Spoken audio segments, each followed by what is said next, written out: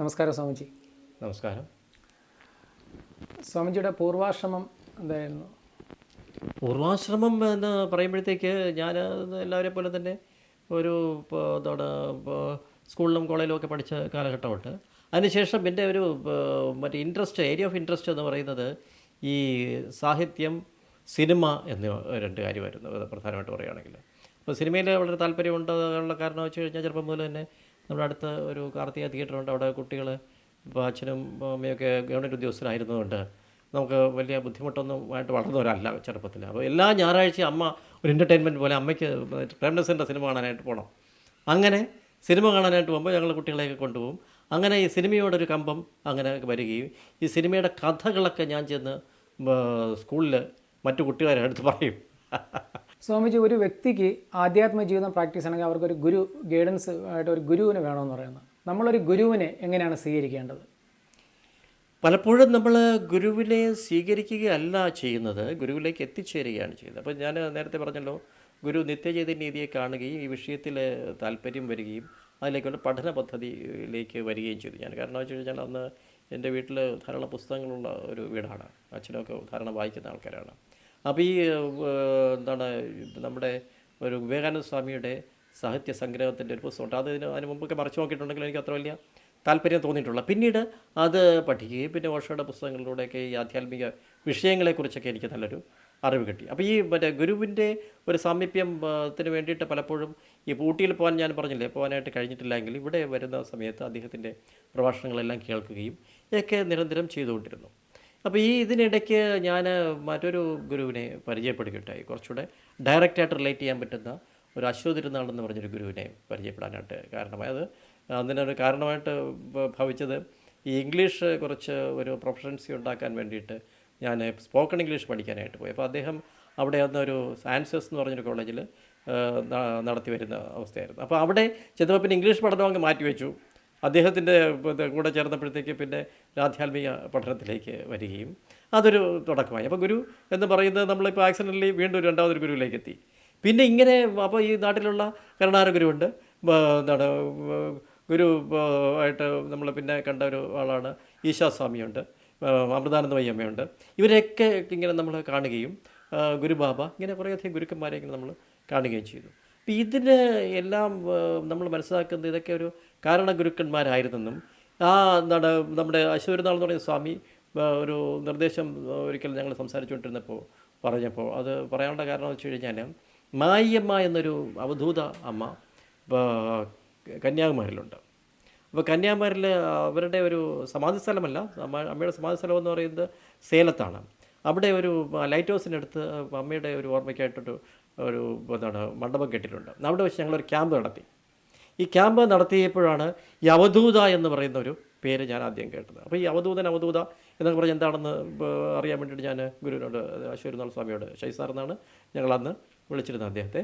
അപ്പോൾ അദ്ദേഹത്തോട് ചോദിച്ചപ്പോഴാണ് അവധൂതൻ എന്ന് പറഞ്ഞു കഴിഞ്ഞാൽ മറ്റേ ഒരു ജീവിതത്തിൻ്റെ ഏറ്റവും ഉയർന്ന അവസ്ഥയിലെത്തിയ ഗുരുക്കന്മാർ. അവർക്ക് പ്രത്യേകിച്ച് നമ്മുടെ ഇത്തരം സാമൂഹിക ബന്ധങ്ങളൊന്നും ഉണ്ടായിരിക്കില്ല. അവർ വളരെ ഡിറ്റാച്ച്ഡ് ആയിട്ടുള്ള ആൾക്കാരാണ്. ചിലപ്പോൾ നമ്മൾ കണ്ടു കഴിഞ്ഞാൽ ഭ്രാന്തന്മാരെ പോലെയൊക്കെ ഇരിക്കും എന്നൊക്കെയുള്ളൊരു അറിവ് കിട്ടിയത്. അപ്പോൾ ഇത്തരത്തിൽ ഇപ്പോൾ അമ്മയില്ലല്ലോ, നമ്മുടെ മായിയമ്മ ഇല്ലാത്തപ്പോൾ ഇതുപോലെ ആരുണ്ട് ഇപ്പോൾ എന്ന് ഞാൻ അദ്ദേഹത്തിനോട് ചോദിച്ചപ്പോഴാണ് അദ്ദേഹം പറയുന്നത് ഈ പൂന്തുറയിൽ ഒരു സ്വാമിയുണ്ട്. അപ്പോൾ അങ്ങനെ പൂന്തുറയിൽ സ്വാമിയെ കാണാനായിട്ട് പോയി. തക്കല സ്വാമി തക്കലിൽ നിന്ന് വന്ന് അവിടെ വന്ന് ഇപ്പോഴുള്ള പഴയ പൂന്തുറ സ്വാമി നമ്മൾ കണ്ടിട്ടില്ല. അദ്ദേഹം ഏതാണ്ട് 63 കാലഘട്ടത്തിൽ ഇവിടം വിട്ട് ട്രിവാൻഡ്രം വിട്ട് പോയ ആളാണ്. അപ്പോൾ അതുകൊണ്ട് നമ്മളൊന്നും ജനിച്ചിട്ട് പോലുമില്ല. അപ്പോൾ ഈ ഇദ്ദേഹത്തെ കാണാനായിട്ടാണ് പോകുന്നത്. നമ്മൾ ഈ തക്കല സ്വാമിയെ കാണാൻ പോയി. അപ്പോഴാണ് നേരത്തെ നമ്മൾ പ്രാക്ടീസ് ചെയ്തുകൊണ്ടിരിക്കുന്ന പലതരത്തിലുള്ള പ്രാക്ടീസുകൾ അതിനിടയ്ക്ക് സ്റ്റാർട്ട് ചെയ്ത് കഴിഞ്ഞല്ലോ. ഓരോ ഗുരുക്കന്മാരുടെ അടുത്ത് പോകുമ്പോഴും ഓരോ യോഗ പദ്ധതികളും മറ്റു കാര്യങ്ങളൊക്കെ പഠിക്കാനായിട്ട് കുറേയധികം അലഞ്ഞിട്ടതുകൊണ്ട് ഈ ധ്യാനത്തിലേക്ക് എത്താനായിട്ടുള്ളൊരു ഭാഗ്യമുണ്ടായി. അപ്പോൾ ഈ ധ്യാനം നിരന്തരം ഞാൻ ഈ പൂന്തുറയിൽ അദ്ദേഹം ഒരു മരച്ചുവട്ടിൽ ഇരിക്കുകയാണ്. ആരുടെ വലിയ ബന്ധമൊന്നുമില്ലാത്ത ആളാണ്. ഇപ്പോൾ ജസ്റ്റ് പോയിട്ട് പാടേന്ന് വല്ലതും പറയും, അല്ലെങ്കിൽ ഐഡിയയുടെ അവിടെ എന്നൊക്കെ ഇത്രയുള്ള കമ്മ്യൂണിക്കേഷൻ മാത്രമേ ഉള്ളൂ. പക്ഷേ ഈ കമ്മ്യൂണിക്കേഷന് അപ്പുറത്ത് ഒരു കമ്മ്യൂണിക്കേഷൻ, നമുക്കൊരു ആത്മീയമായിട്ടുള്ള ഒരു കമ്മ്യൂണിക്കേഷൻ, അനുഭൂതി ഉണ്ടാക്കാനായിട്ടുള്ള ഒരു വലിയ കഴിവുള്ള ആളാണെന്ന് മനസ്സിലാക്കുകയും നിരന്തരം അവിടെ ഇരുന്ന് ധ്യാനിക്കാനും തുടങ്ങി.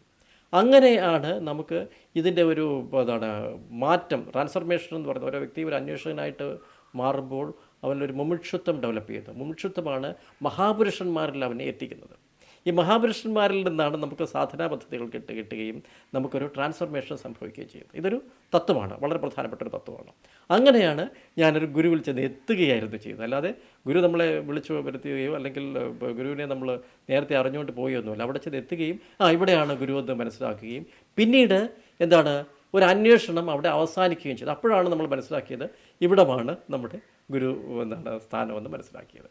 സ്വാമിജി, ഞാൻ ആദ്യമായിട്ട് സ്വാമിജിയെ കാണാൻ വരുന്നത് ഒരു 10 വർഷം മുമ്പാണ്.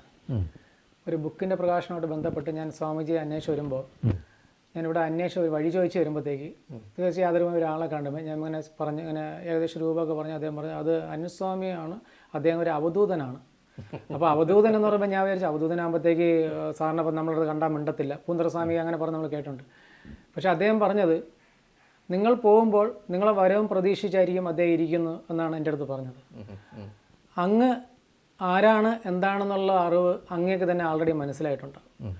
അങ്ങേ പലരും അവധൂതൻ ഒരാൾ എന്നാണ് വിശേഷിപ്പിക്കുന്നത്. ഇപ്പം ചാല മാർക്കറ്റൊക്കെ പോയി അവിടെ പോയി പലരും ഇപ്പോൾ പറയുന്നത് നമ്മളവിടെ ഒരു അവധൂത സ്വാമി എന്നാണ് അങ്ങേ പറയുന്നത്. അങ്ങ് ഇത് എന്നെങ്കിലും ഈ സത്യം ഉണർന്നിട്ടുണ്ടോ? അത് അവരുടെ ഒരു അത്രയ്ക്കുള്ളൊരു അറിവില്ലായ്മ കൊണ്ട് പറയുന്നതെന്ന് എനിക്ക് പറയാൻ പറ്റും. കാരണം ഈ അവധൂതൻ എന്ന് പറഞ്ഞാൽ അതിൻ്റെ അർത്ഥം എന്താണെന്ന് ചോദിച്ചു കഴിഞ്ഞാൽ കുടഞ്ഞ് കളഞ്ഞവൻ എന്നാണ് അർത്ഥം. എന്ന് വെച്ച് കഴിഞ്ഞാൽ എല്ലാ ബന്ധങ്ങളെയും കുടഞ്ഞു കളഞ്ഞിരിക്കുന്നവൻ എന്നുള്ളൊരു അർത്ഥമാണ് യഥാർത്ഥത്തിൽ അവധൂതൻ എന്ന് പറഞ്ഞു കഴിഞ്ഞാലുള്ളത്. അപ്പോൾ അവന് ഈ സംസാരമായിട്ട് യാതൊരു ബന്ധവും ഉണ്ടാക്കണമെന്നില്ല, അവൻ ജീവൻ മുക്തനുമാണ്. നമ്മളൊക്കെ ആ പാതയിലേക്ക് പോകണമെന്ന് ആഗ്രഹിക്കുന്നവരായിട്ടുള്ളൂ. അല്ലാതെ അവധൂതൻ ഒരിക്കലും നമ്മളെ പറ്റി പറയാൻ പറ്റത്തില്ല. ചിലപ്പോൾ ഈ കഴിഞ്ഞ ജന്മങ്ങളിലൊക്കെ പിന്നീട് നമ്മൾ മനസ്സിലാക്കിയപ്പോൾ അവധൂതനാകാൻ ശ്രമിച്ച് പരാജയപ്പെട്ട് വീണ്ടും ജന്മം എടുത്തപ്പോഴാണ് ഇതുപോലൊരു ജന്മം കിട്ടിയായിട്ടാണ് പിന്നീട് നമുക്ക് ഈ നമ്മുടെ ധ്യാനത്തിലൂടെയൊക്കെ മനസ്സിലായത്. അപ്പോൾ ഈ അവധൂതൻ എന്ന് പറഞ്ഞു കഴിഞ്ഞാൽ അത് കുറച്ചുകൂടെ വേറൊരു ഉയർന്ന സ്റ്റേജാണ്. അവർക്ക് കൃത്യമായിട്ട് ഉള്ള യഥാർത്ഥമായിട്ടുള്ള ബന്ധം ഇല്ലാത്തവർ. നമ്മളങ്ങനെയല്ല.